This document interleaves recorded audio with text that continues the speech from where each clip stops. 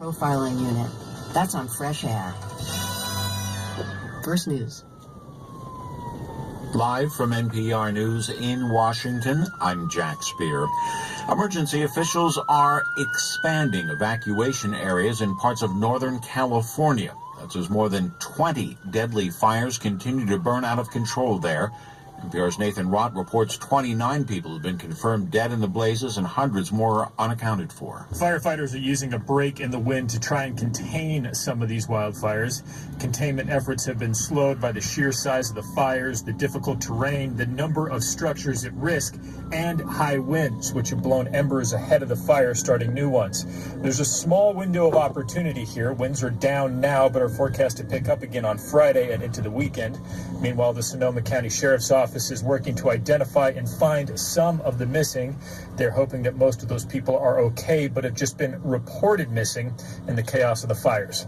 Nathan Rott, NPR News, Oakmont, California. House Speaker Paul Ryan says the government needs to ensure that, in his words, Puerto Rico can stand on its own 2 feet.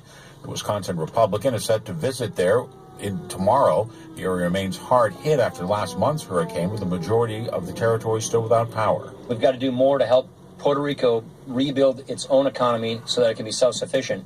But at the moment, and that's why I'm going down there tomorrow, at the moment there's a humanitarian crisis that has to be attended to. And this is an area where the federal government has a responsibility, and we're acting on it. Ryan spoke just hours after President Trump seemed to suggest on Twitter the federal role in rebuilding the island would be limited. An American woman and her family, including 3 young children, are now free after being held by an extremist group in Afghanistan for 5 years.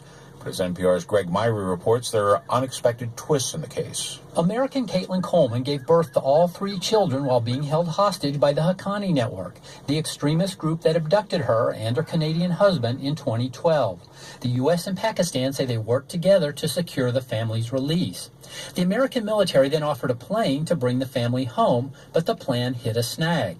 A U.S. military official tells NPR that the husband, Joshua Boyle, declined to board the U.S. plane. Boyle was previously married to another woman whose family had ties to Afghan extremists, and apparently he has concerns that he might be detained by the U.S. But there's no indication that is the case. Greg Myrie, NPR News, Washington. The head of the International Monetary Fund is